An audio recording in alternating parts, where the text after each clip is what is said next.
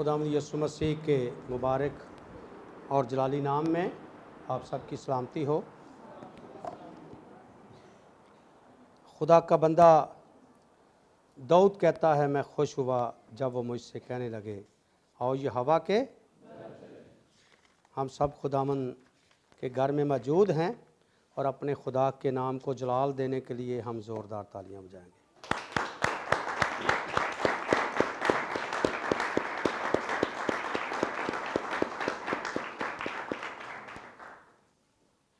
हम खुदावंद का शुक्र अदा करते हैं आज के खूबसूरत दिन के लिए। खुदावंद ने ये मुमकिन किया कि हम खुदावंद की हुजूरी में आएँ, उसकी मदद सराई करें, उसके खूबसूरत कलाम को सुनें और बरकत पाएँ, क्योंकि सबत खुदावंद ने मुकर्रर किया है।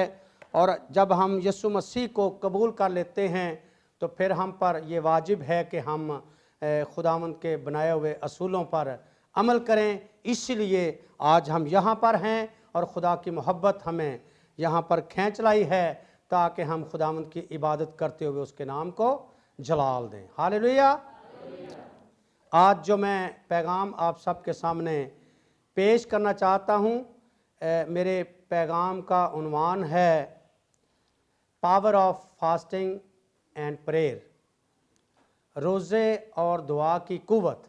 तो कितने हैं जो रोज़े और दुआ की कुव्वत से इस्तिफ़ादा हासिल करना चाहते हैं? कितने रोज़े और दुआ की कुव्वत को अपनी ज़िंदगी में लेना चाहते हैं? हालेलुया। कोई बात नहीं, लाइट अगर ना भी हो तो फिर भी हम खुदावंद की इबादत करेंगे, क्योंकि खुदावंद तो यहाँ पर मौजूद है और खुदा के कलाम की रोशनी से हम आगे बढ़ेंगे। खुदावंद आप सबको बरकत दे। जितने लोगों के पास खुदावंद का ज़िंदा कलाम मौजूद है, मेरे साथ निकालिए लूका तबीब की मार्फत लिखी गई अंजील, उसका दूसरा बाब, वर्ष नंबर 36 से लेकर 38वीं आयत के आखिर तक हम खुदा के कलाम में से पढ़ेंगे। खुदा के कलाम में यूँ लिखा है, और आशिर के कबीले में से हन्ना नाम फनुएल की बेटी एक नबिया थी। वो बहुत उम्र रसीदा थी और उसने अपने कंवारपन के बाद 7 वर्ष एक शोहर के साथ गुजारे थे। वो 84 वर्ष से बेवा थी और हैकल से जुदा न होती थी, बल्कि रात दिन रोज़ों और दुआओं के साथ इबादत किया करती थी। और वो उसी घड़ी वहाँ आकर खुदा का शुक्र करने लगी और उन सब से जो यरूशलेम के छुटकारे के मुंतज़िर थे उसकी बाबत बातें करने लगी। आइए दुआ करें। पाक खुदा, तेरा कलाम हम सब के कदमों के लिए चिराग और हमारी राहों के लिए रोशनी है। आज हम तेरे कलाम की अमीक बातों को जानना चाहते हैं। खुदावंद मुझे बोलने का फजल देना ताकि मैं पाक रूह की मदद से तेरे कलाम की बातों को तेरे ईमानदार बेटों और बेटियों के दरमियान शेयर कर सकूं। खुदावंद, हम तेरे कलाम के लिए शुक्र करते हैं। तेरा कलाम बर वक्त नाजिल होता है ताकि हम बरकत पाएँ, ताकि हम ताज़ा दम हो जाएं, ताकि हम आगे बढ़ें और खुदावंद तेरे नाम को इज़्ज़त और जलाल दें। हम सब के साथ होना, हम सब की बड़ी मदद करना, यीशु के नाम में आमीन। जैसा कि आप जानते हैं, आजकल लेंट सीज़न है और लोग रोज़े रख रहे हैं, दुआएं कर रहे हैं। एक ईमानदार जब खुदावंद यीशु मसीह को अपनी ज़िंदगी में अपना लेता है तो फिर उस पर यह लाजिम है कि वो रोज़ा रखे और दुआ करे और खुदावंद की पहचान में और खुदावंद के इरफान में आगे बढ़े। बहुत से हवाला जात बाइबल मुक़द्दस में दर्ज हैं और बाद लोग ये कहते हैं कि रोज़ा पुराने अहदनामे में लोग रखते थे। बड़ी इसराइल कौम को पहले एक रोज़ा खुदावंद ने कहा कि आपने रखना है, फिर 4 रोज़े और दिए, और फिर जब हम आदे जदीद में जाते हैं तो एक फ़क्की और फरीसी जो है वो आकर हैकल में दुआ करता है और वो कहता है कि मैं हफ्ते में 2 बार रोज़े रखता हूँ। तो वो अपने इजहार करता है इस बात के लिए कि मैं बहुत ईमानदार हूँ और मैं तेरे साथ चलता हूँ, तेरे हकाम को, तेरे कवानीन को मानता हूँ। तो हफ्ते में अगर वो 2 भी मिला लिए जाएं तो 48 और प्लस 48 96 ये रोज़े बनते हैं। लोग कहते हैं, कुछ लोग के नहीं, वो सिर्फ पुराने अहदनामे में ही दर्ज हैं और उन लोगों के लिए हैं। खुदावंद यीशु मसीह ने ये नहीं कहा। लेकिन जब हम कलाम पढ़ते हैं तो खुदावंद यीशु मसीह ने अपनी ज़ुबान मुबारक से ये कहा, जब तुम रोज़ा रखो, जब तुम रोज़ा रखो, तो ये बराह रास्त बात ईमानदार को बताई जा रही है। उस ईमानदार बेटे और बेटी को कही जा रही है कि जब तू रोज़ा रखे, क्योंकि रोज़ा और दुआ जब हम करते हैं तो हमें कुव्वत मिलती है। आज हम कलाम में से जानेंगे, कलाम मुक़द्दस में बहुत से हवाला जात मौजूद हैं। रोज़े का मतलब है खाने पीने की अशिया से इज्तनाब करना और फिर खुदावंद की तरफ रजू करना। कलाम मुक़द्दस में हम सब पढ़ते हैं पहला गुनाह खाने पीने की वजह से हुआ। पैदाइश की किताब में जब हम पढ़ते हैं तो वहाँ पर लिखा है कि खुदावंद पाक खुदा ने आदम से कहा कि तू हर दरख्त का फल बेरोक टोक खा सकता है, लेकिन जो बाग के बीच में दरख्त है उस दरख्त का फल तुमने नहीं खाना।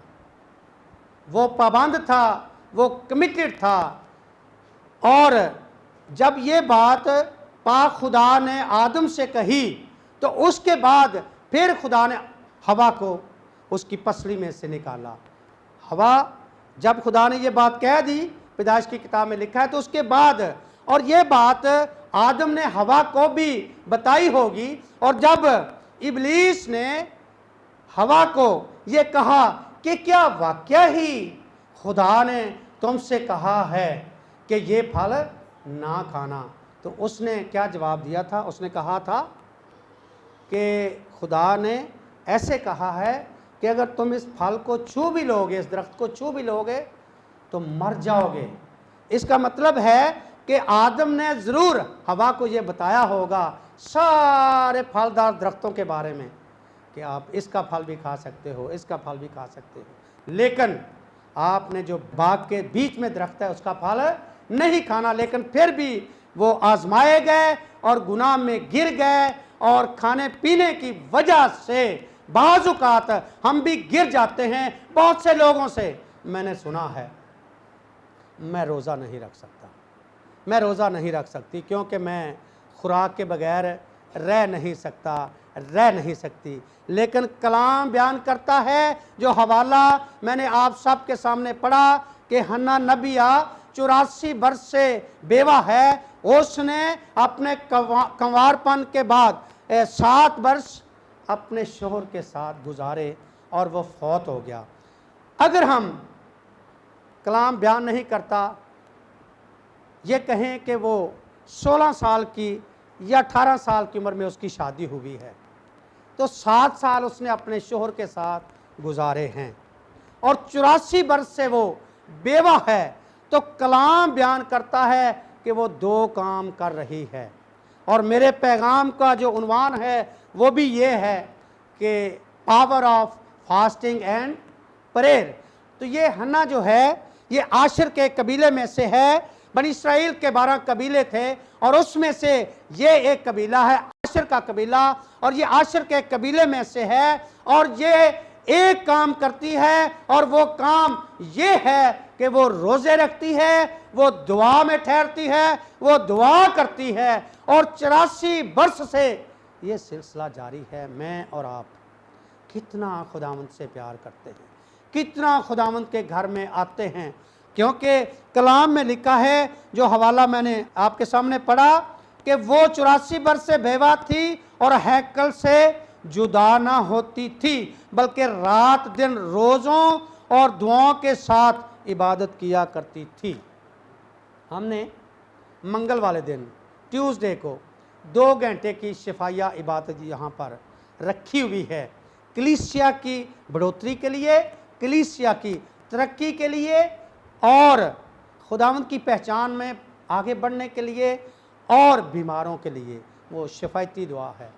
जब हम अनाउंस करते हैं, पास्टर बरकत साहब हर संडे इस बात का की अनाउंसमेंट करते हैं कि ट्यूसडे को 7 से 9 बजे तक यहाँ पर इबादत है। बाज़-औक़ात तो लोग 12-12, 14-14 भी जमा हो जाते हैं, बाज़-औक़ात हम 4-5 लोग ही रह जाते हैं। क्या मैं और आप खुदा की मर्ज़ी को पूरा कर रहे हैं? क्योंकि इब्लीस के साथ मेरी और आपकी जंग है। कलाम में लिखा है, जब हम याकूब 4 बाब की 7 और 8 आयत पढ़ते हैं तो लिखा है, बस खुदा के ताबे हो जाओ और इब्लीस का मुकाबला करो तो वो तुमसे भाग जाएगा। खुदा के नज़दीक जाओ तो वो तुम्हारे नज़दीक आएगा। ए गुनहगारों, अपने हाथों को साफ करो और ए दो दिलों, अपने दिलों को पाक करो। हमारे पास फुर्सत नहीं है, हमारे पास वक्त नहीं है। हम ज़्यादा वक्त दुनिया के कामों में और बातों में देना चाहते हैं। और जिस खुदा ने मुझे और आपको पैदा किया है, जिस खुदा की वजह से हम इस दुनिया में मौजूद हैं, हम उसकी मर्जी से इस दुनिया में हैं और उसकी मर्जी से हम इस दुनिया से चले जाएंगे। लेकिन हमें इस दुनिया में रहते हुए खुदा की मर्जी को पूरा करना है और इब्लीस के साथ मुकाबला करते हुए गालिब आना है। मेरा और आपका यस्सू गालिब आया। मेरे और आपके यस्सू ने इब्लीस का मुकाबला किया। इब्लीस ने यस्सू मसीह पर कई वार किए, लेकिन वो फातेह हुआ, उसने फतह पाई। उसकी कब्र खाली है, वो जी उठा है और वो अब्दुल्लाबाद जिंदा रहेगा। खुदावंद के नाम को जलाल देने के लिए जोरदार तालियां बजाइए।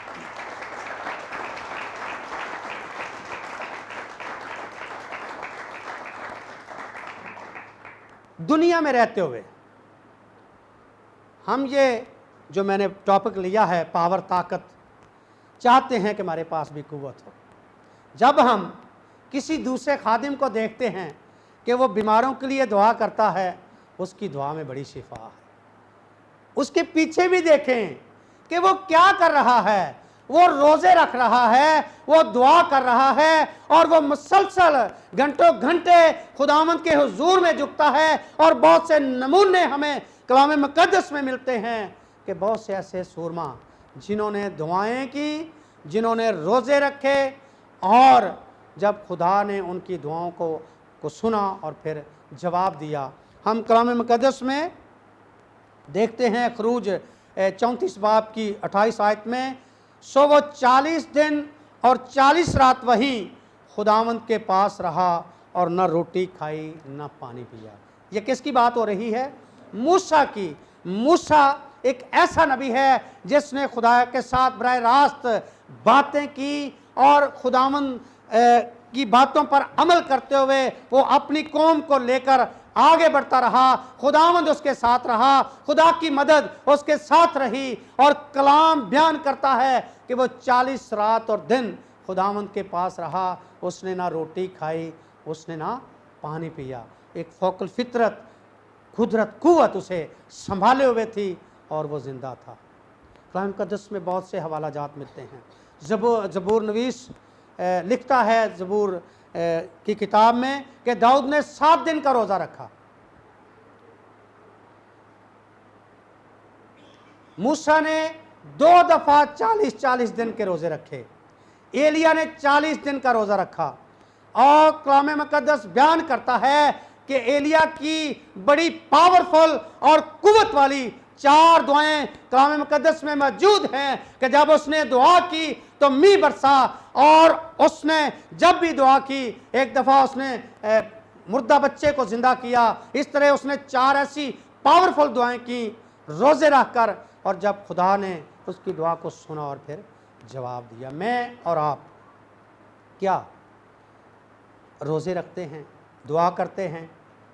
अगर मैं और आप रोज़ा नहीं रखते, दुआ नहीं करते, हम इब्लीस का मुकाबला नहीं कर सकते।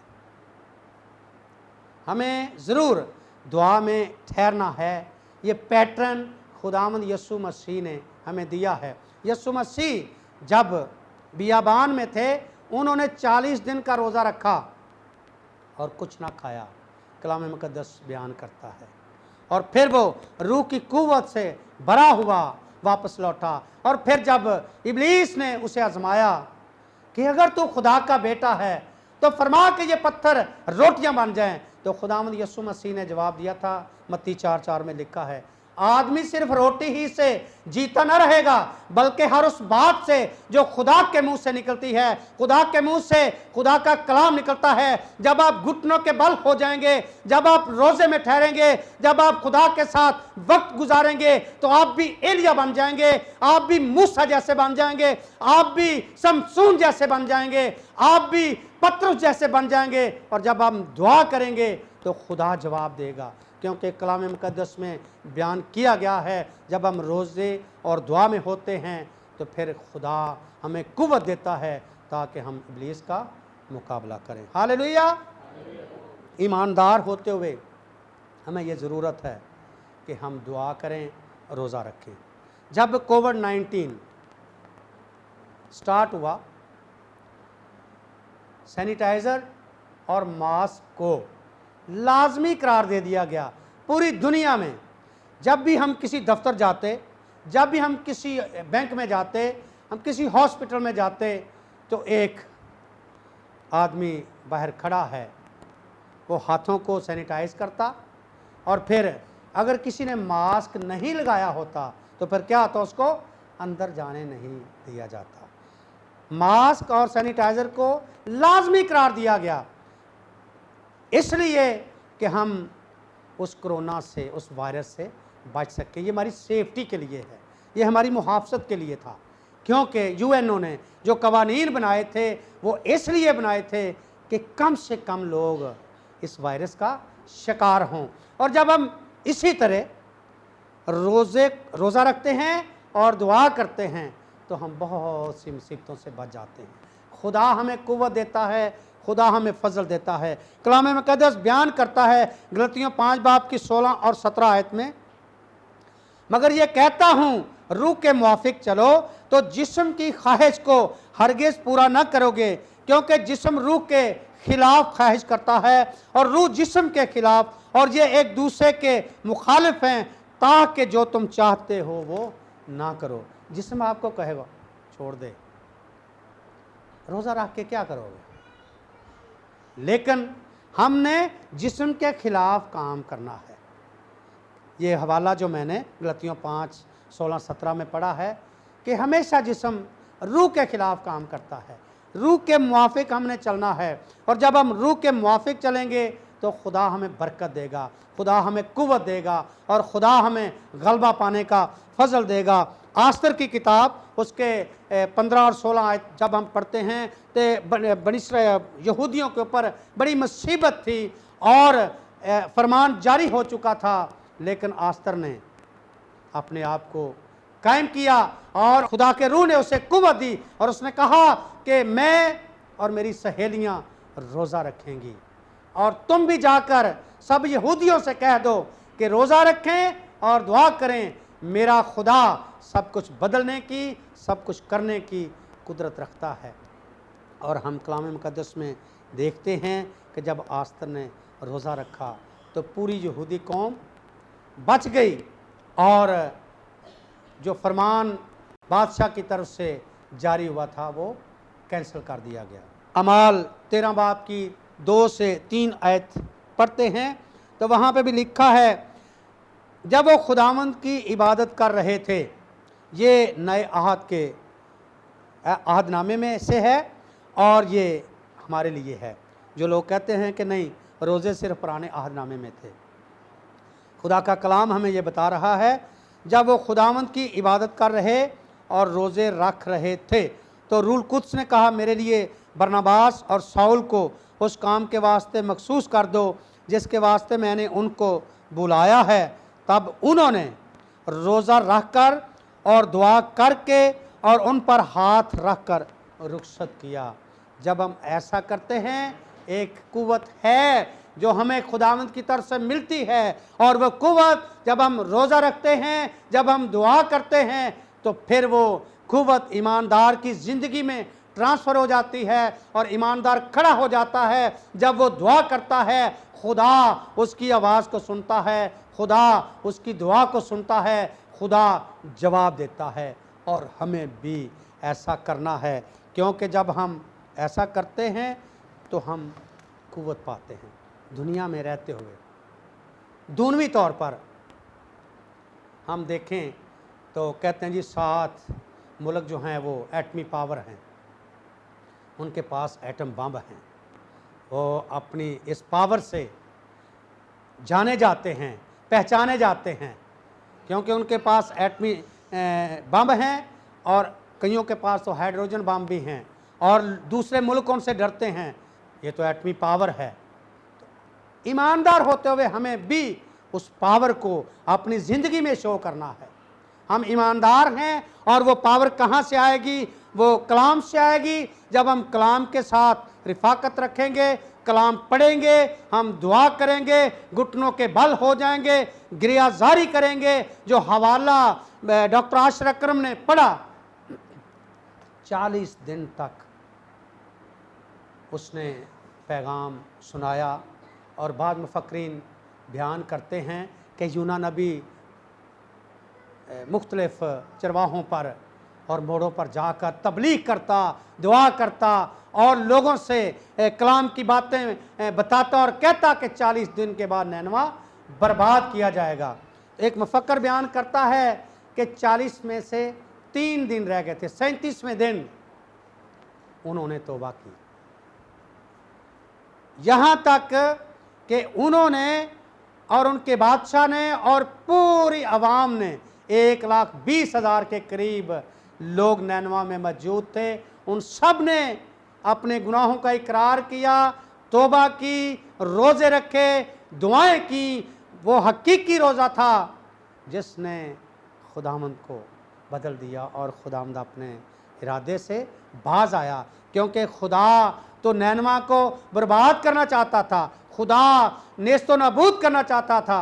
लेकिन जब उन्होंने अपने गुनाहों का इकरार किया, उन्होंने रोज़े रखे, उन्होंने दुआएं की, गिरियाजारी की, तो खुदावंद बाज आया और उसने नैनवा को बर्बाद न किया। हमें भी ऐसे रोज़े रखने की ज़रूरत है, हमें भी खुदावंद के हुजूर में आने की ज़रूरत है, हमें भी गिड़गिड़ा कर खुदावंद के हुजूर में रोने और चलाने की ज़रूरत है, क्योंकि वो मेरा और आपका बाप है।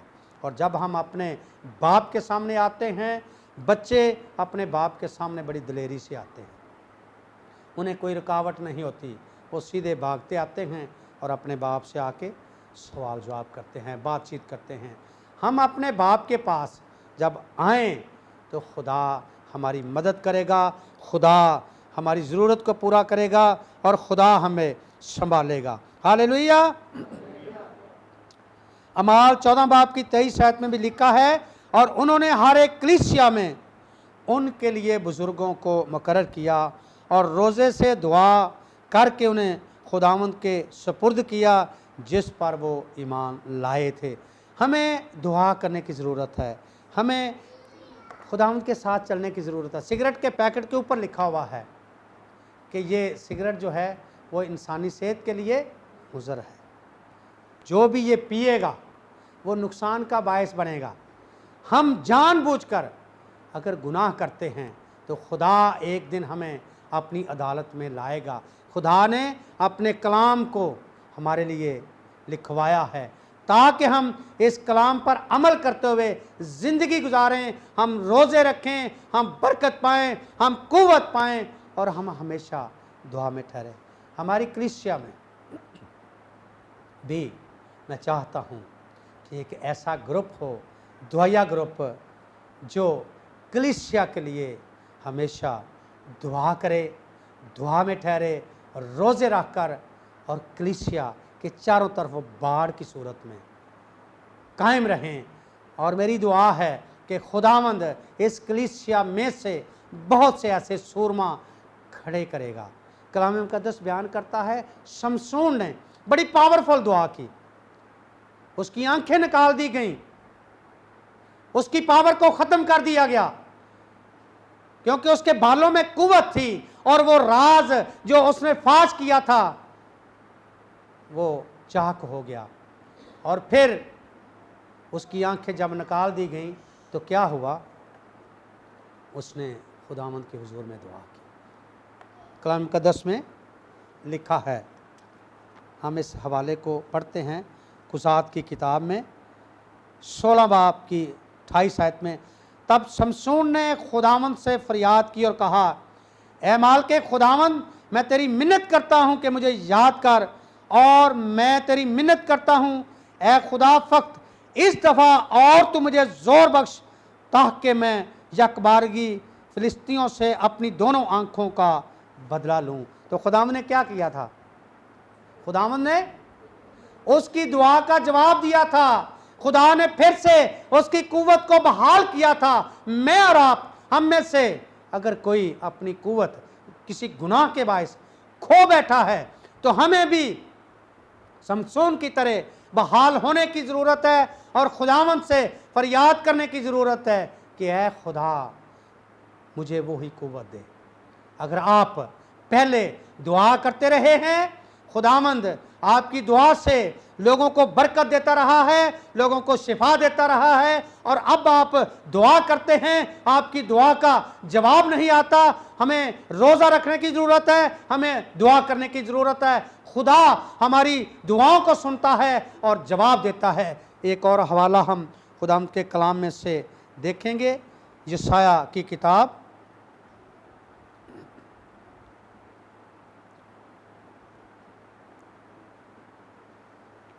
उसका 38 बाब,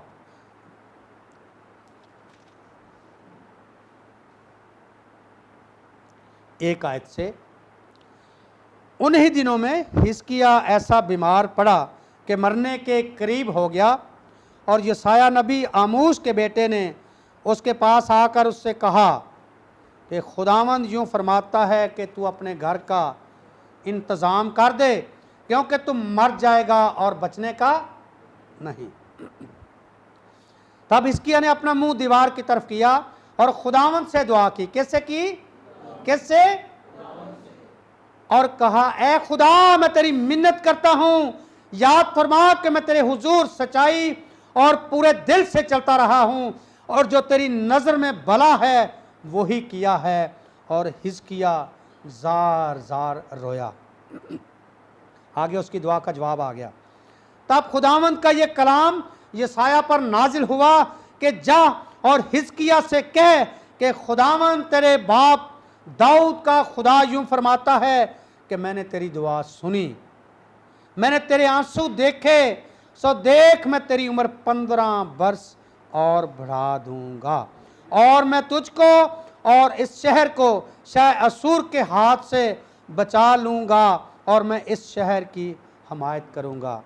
मेरे अजीज़ों, मेरे भाइयों और मेरी बहनों, अगर हम बीमार पड़े हैं, अगर हम दुआ नहीं कर रहे, तो हमें हिजकिय्याह बादशाह की तरह दुआ करनी है और हमें खुदावंद के हुजूर पुकारना है। खुदा जो इब्राहिम का, इसहाक और याकूब का खुदा है, जो मेरी और आपकी दुआ को सुनने की कुदरत रखता है, वो जवाब देता है, वो अपना हाथ बढ़ाता है, क्योंकि उसकी निगाह में हम हैं। मैं और आप अगर गुनाह करते हैं, खुदा देख रहा है और हमें बाज आने की जरूरत है, और हमें खुदावंद के हुजूर में गिरियाजारी करने की जरूरत है। हिजकिय्याह बादशाह की तरह जब हम दुआ करेंगे, खुदा सुनेगा। वो मेरी और आपकी दुआ को सुनने वाला खुदा है और कबूल करने वाला खुदा है और हमें बहाल करने वाला खुदा है। खुदा ने हिजकिय्याह बादशाह की दुआ को सुना और जवाब दिया। कलाम बयान करता है, खुदा ने कहा, मैंने तेरी दुआ सुन ली और तेरी दुआ का जवाब जल्द आने वाला है। मैं तेरी उम्र 15 वर्ष और बढ़ाऊंगा और मैं तेरी कौम को शाय असूर से भी बचा लूँगा। मैं और आप, अगर हमारा ख़ानदान, हमारे बच्चे हमारे ताबे नहीं हैं, आपकी दुआ सुनी नहीं जा रही, आप अपने बच्चों से बातचीत करते हैं, वो नहीं सुनते, तो मुझे और आपको रोज़ा रखने की ज़रूरत है, मुझे और आपको दुआ करने की ज़रूरत है। हिजकिय्याह बादशाह की तरह कितनी पावरफुल दुआ खुदा के हुजूर में जब पहुंची तो खुदा ने जवाब दिया, क्योंकि कलाम बयान करता है खुदा की निगाह पूरी दुनिया पर है। वो मुझे और आपको देख रहा है, वो मुझे और आपको जानता है। मैं और आप क्या कर रहे हैं? अगर हम गलती पर हैं, अगर हम किसी ऐसे गुनाह में हैं, तो हमें खुदावंद से मुआफ़ी मांगनी है, हमें रोज़ा रखना है, हमें दुआ में ठहरना है। जब हम ऐसा करेंगे तो खुदावंद जवाब देगा। हालेलुया। क्या मैं और आप रोज़ा रख कर दुआ कर रहे हैं? अगर हम कुव्वत पाना चाहते हैं तो हमें रोज़े और दुआ में ठहरने की ज़रूरत है। कितने हैं जिन्हें खुदा के कलाम ने आज टच किया है? मैं चाहूँगा हम सब अपने कदमों पे खड़े हों।